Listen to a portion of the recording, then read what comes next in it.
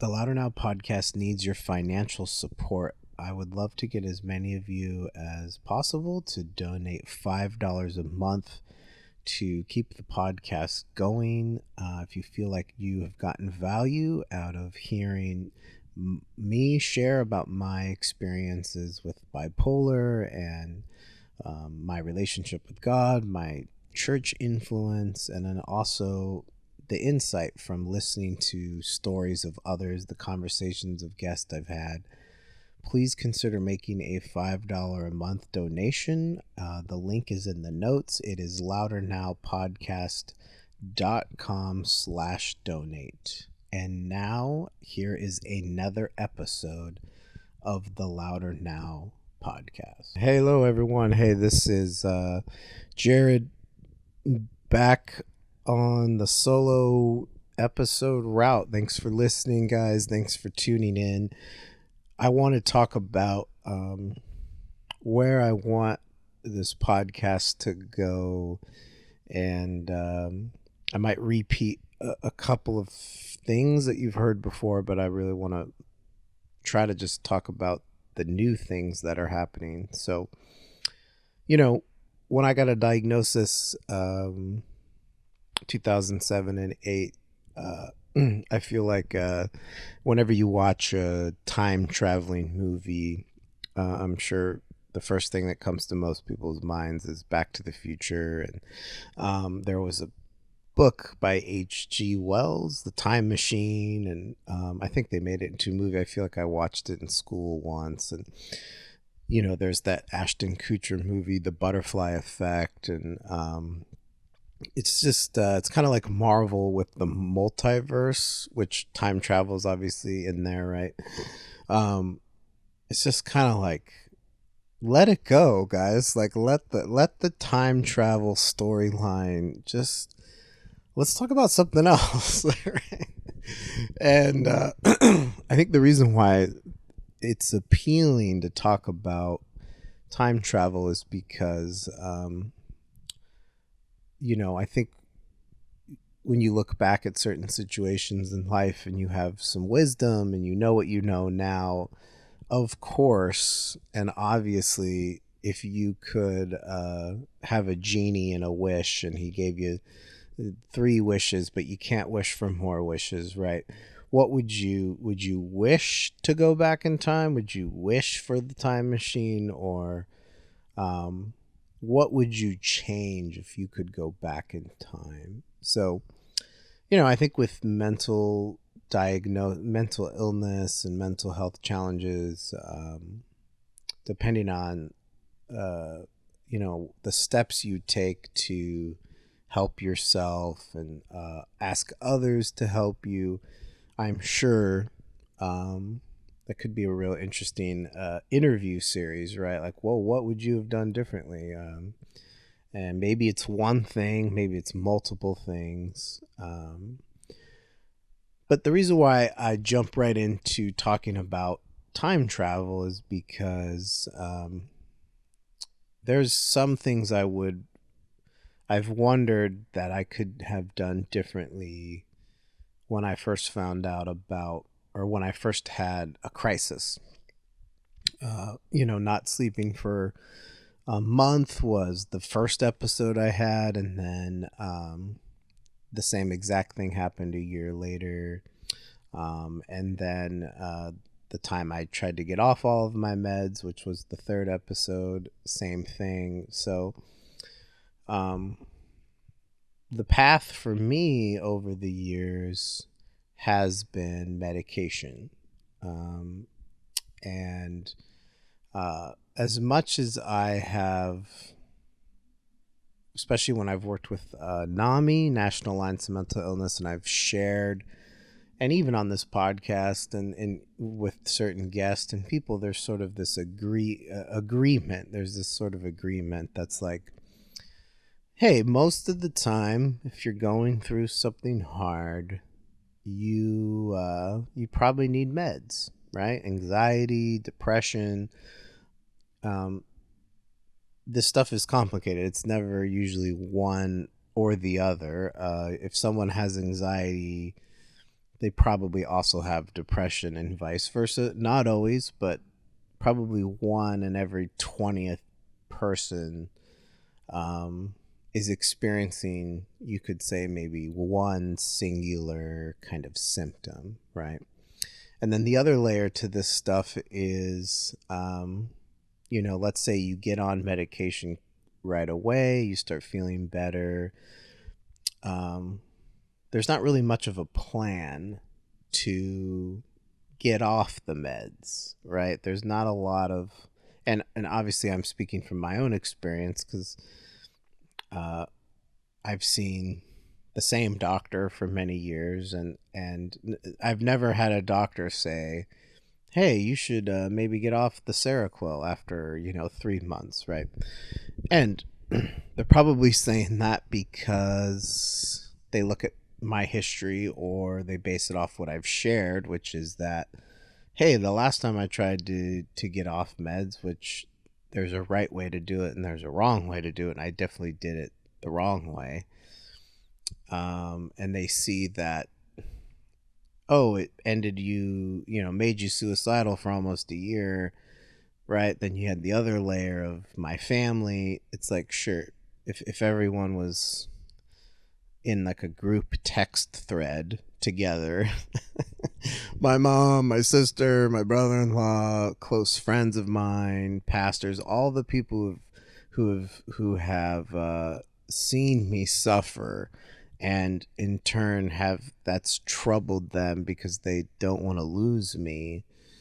If they all were in a group text thread together, they would all say, hey, well, let's just keep Jared on the meds, because that's how we keep Jared in our lives. As long as he does that and takes his meds at the same time every day, that's the second thing they throw out, right?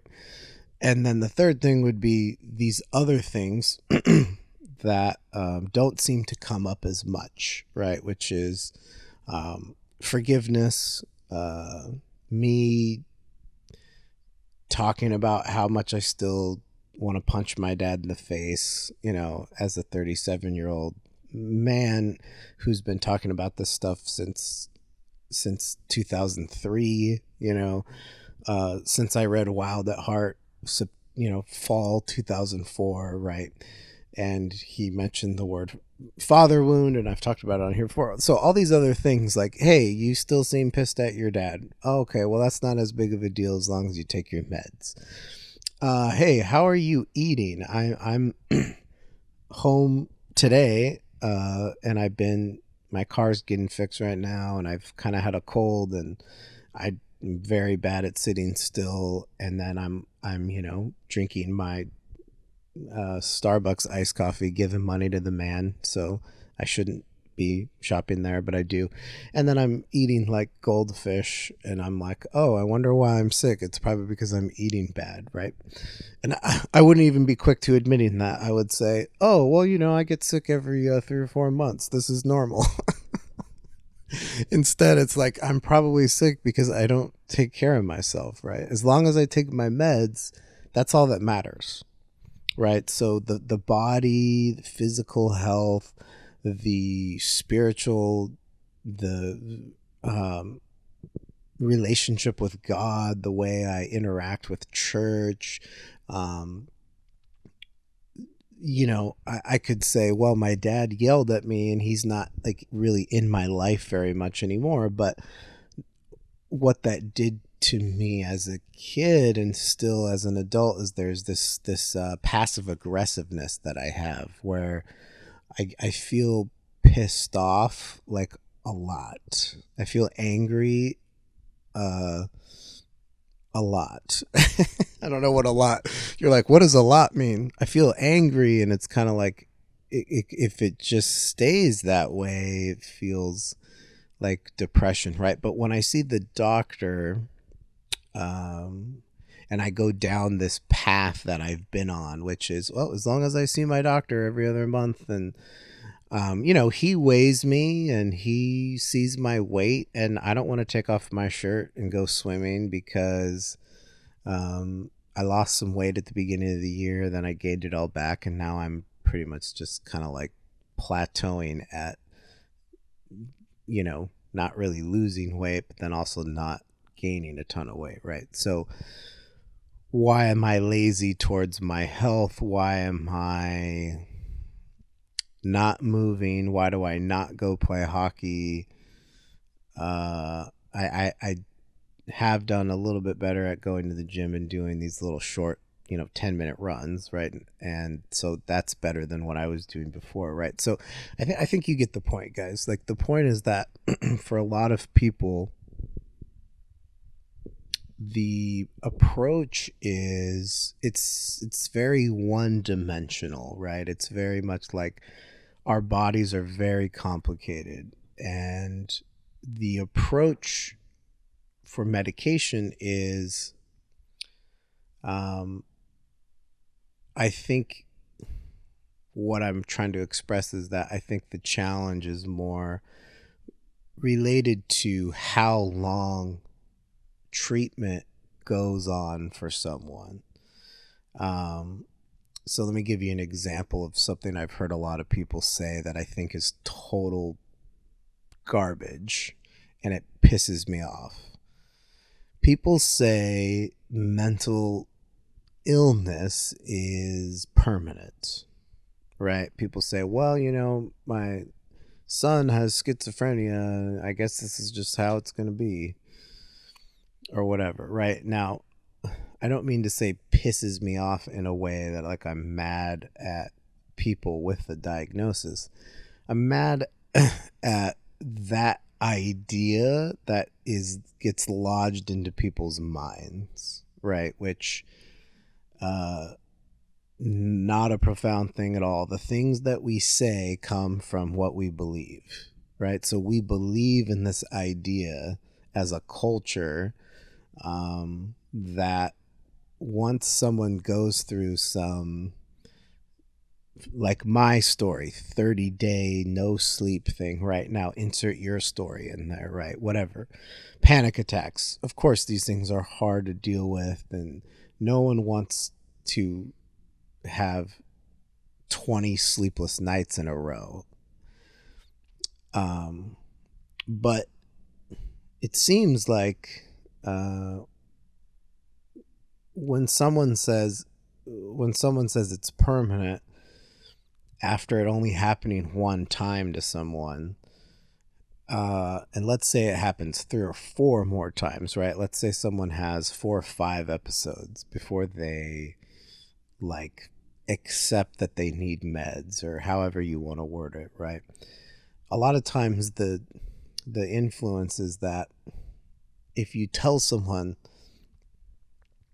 hey, you're going to deal with this for the rest of your life, but guess what? You can still be happy, right? So it's kind of this perverted sense of acceptance. It's like you don't just accept the thing that's happening right now in front of you. You also have to accept that it's going to be a part of everything you do for the rest of your life. So guess what? I'm open to being wrong about anything and everything I've ever said on this podcast and in my life. I'd hope that I'd have enough humility to just let people totally correct me and be like, well, you said that it's permanent and I disagree with you. I'm like, I'm fine with that. But when you're going through these things yourself, and so I guess the other layer is like, maybe I'm speaking more for people who have the diagnosis. It does not do you a lot of good to believe that something is going to last forever. So on the flip side, that's what makes, something like suicidal thoughts so hard, is that you believe you're going to always feel this way. You're always going to have the thoughts, and that there's just no end to that, right? So that feeds kind of a hopelessness. So I want this to, based on the last 15 minutes here, like I have really spoken from a place out of the overflow of the heart, the mouth speaks. Like, I've really spoken from a place of saying that, you know, these are the things that work for me. And I've defaulted a lot to that being kind of what I've just shared, going to the doctor, putting this kind of pressure on myself to like do what the doctor says, and no matter what, just trust the doctor, kind of like this, you know, like he's some mythological creature, you know, like he's Zeus with a lightning, you know, something you would see in like a Marvel movie. You know, like the doctor is like Thanos in terms of power, and I'm just kind of this like peasant, you know, orphan kid or something. I've, you know, I have low self-worth, and I need the doctor to like tell me, you know, everything there is to know about life. And so I'm care too much about what people think of me to be mean. Like, oh well, I'm not saying screw all of psychiatry, but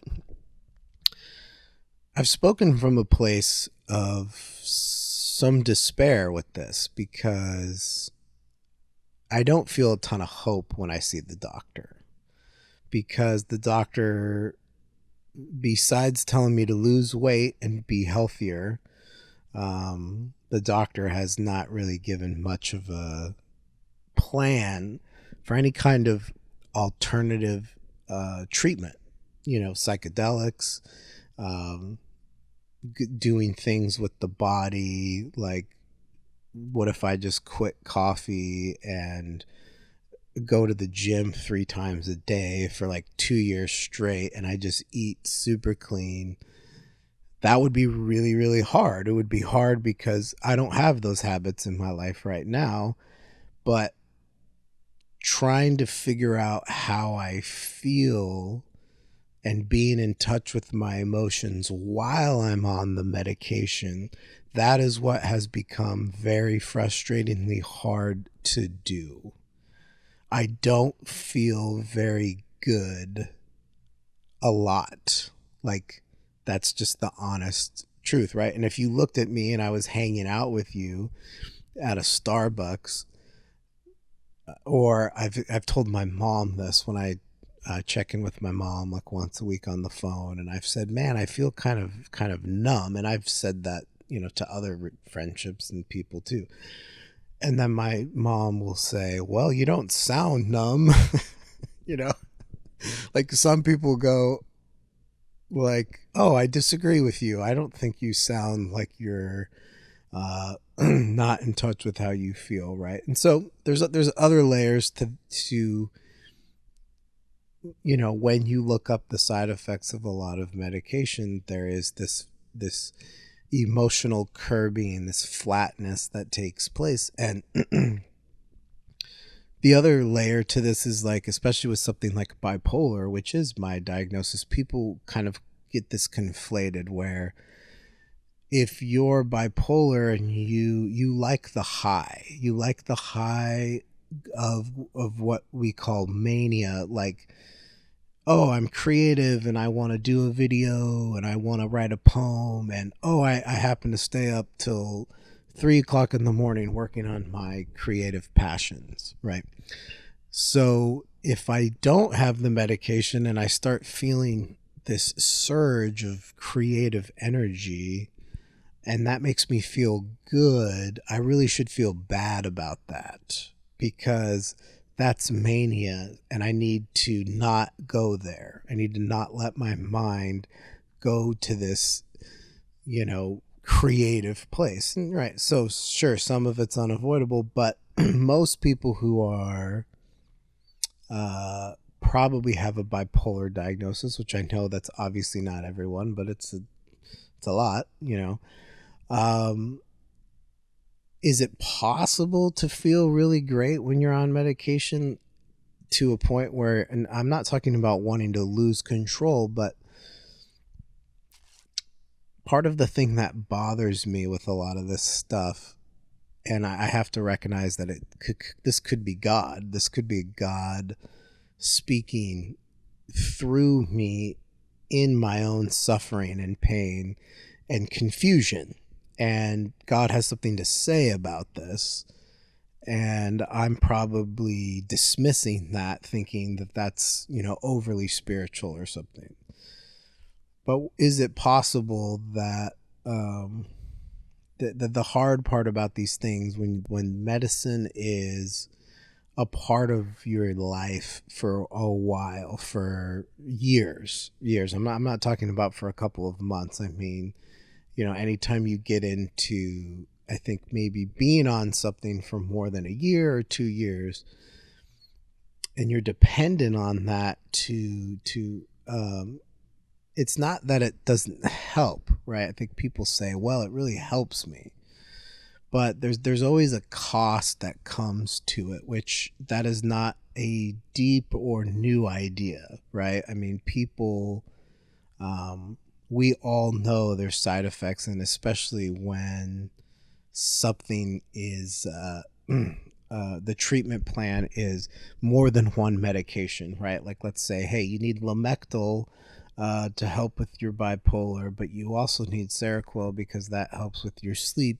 But you've also expressed that you have anxiety, so let's try Klonopin, or let's try Ativan, or fill in the blank. Right now, Klonopin is probably a worse one to be hooked on than maybe some other ones.